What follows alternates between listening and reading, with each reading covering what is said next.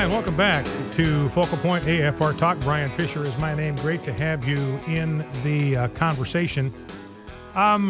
See where I want to begin today. I think I may want to begin with a defense of men. Let me find that other article. I know I've got it in here somewhere. I want to begin, before I jump into that, this is interesting because it's a flaming liberal, an uber left-wing feminist liberal is vigorously defending men. In fact, she's got a piece here called "It's a Man's World, and It Always Will Be." This is Camille Paglia. She thinks for herself. This is also on Time Magazine, by the way. The same place that features the Man of the Year, who believes that sodomy-based marriage is intended to destroy God's design and is an idea of the father of lies sent to confuse and deceive the children of God. So I agree with him. So Time Magazine now is kind of, they're kind of getting with the program here.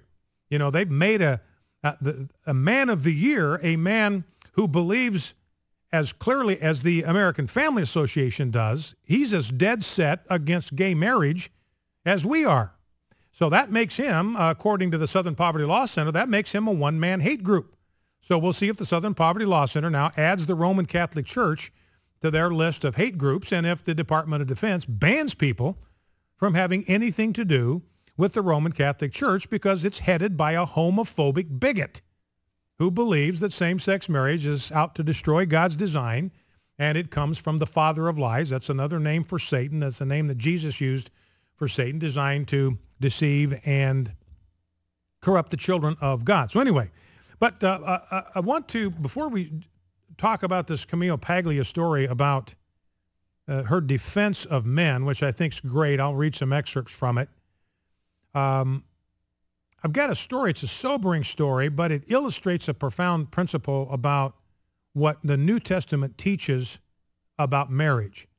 You know, I've talked about this before, that according to Ephesians 5, marriage is a relationship of mutual submission. It is not just, oh, by the way, yesterday I was telling you that conservative women are happier than liberal women. And conservative men are happier, way happier than liberal men, who are the sorriest, saddest, most abjectly miserable creatures on the face of the earth. That's from a secular university study, University of Chicago, saying that. Well, anyway, yesterday I was talking about how happy conservative women are. I got this text from Debbie, from my wife, in the middle of the program.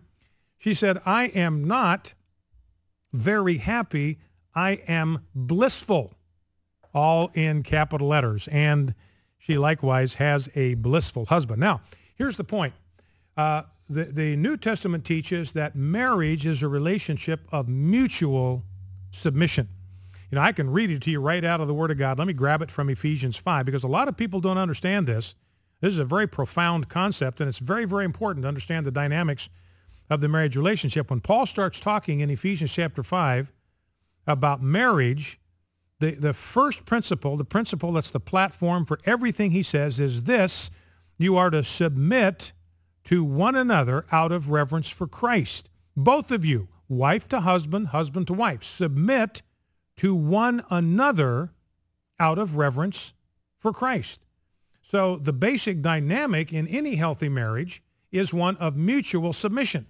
This is where the Christian concept of marriage is so different than the concept of marriage in Islam, which teaches total domination, dictatorship of the husband who is instructed by Allah through his prophet Muhammad to beat a wife who's out of line.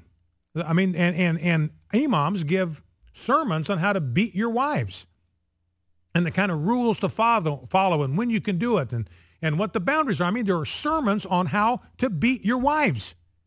Now, that is so, yeah, I mean, so the contrast between Islam and Christianity, they are not, what's the term I'm looking for? They are not equally acceptable alternatives. It's not like you have option A, and that's just as good as option B. No, Islam is a dark and wicked religion. I've got a story in the stack today about a family. Let me see if I can grab it.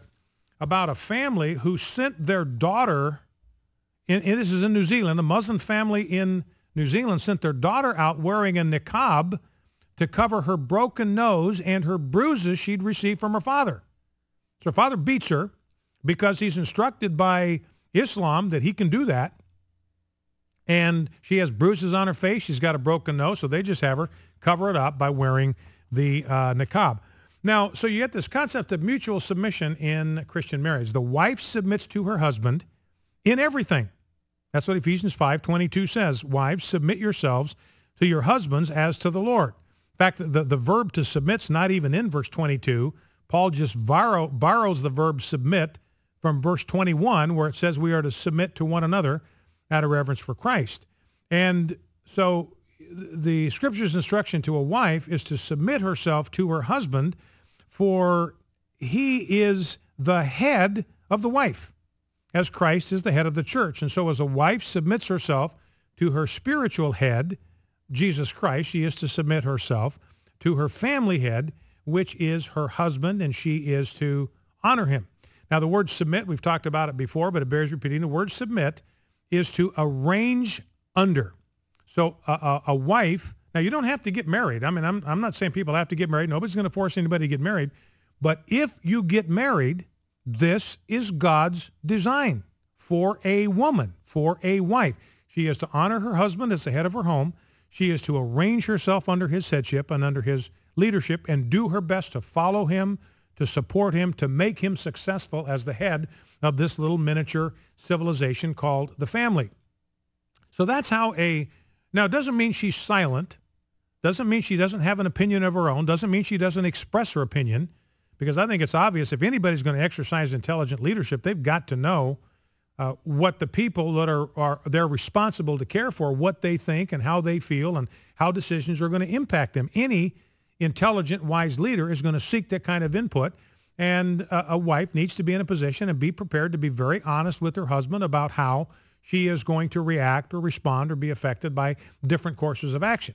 But then she trusts her husband. She doesn't trust her husband. She trusts God to be at work to her husband, and she does her best to make that decision succeed. Now, but there's also a very profound way in which a husband is to submit himself to his wife, and that's what people miss when they look at the Scripture. Remember, the foundational principle is submitting to one another out of reverence for Christ. So how is it that a husband submits himself to his wife?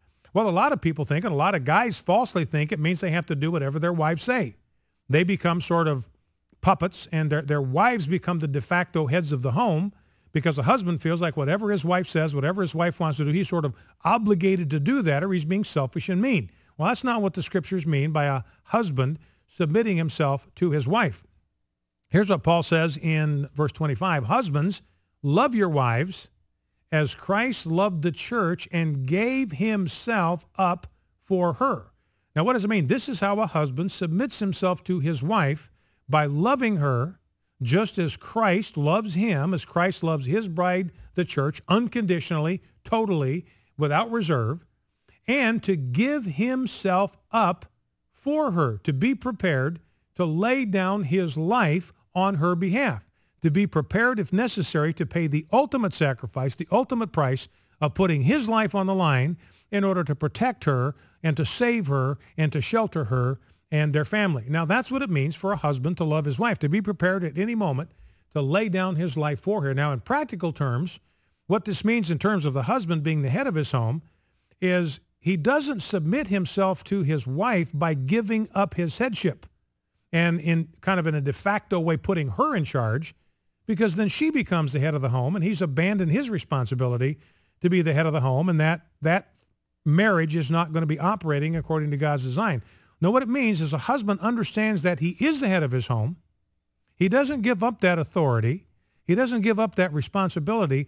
What he gives up is the right to use his headship, to use his authority in the home, simply as an excuse to get what he wants, to simply use it as a cloak for his own self-centered plans and ambitions. Now, I'm not saying a husband should never do anything he wants. I'm not saying that. Don't misunderstand me, because, husbands need a cave.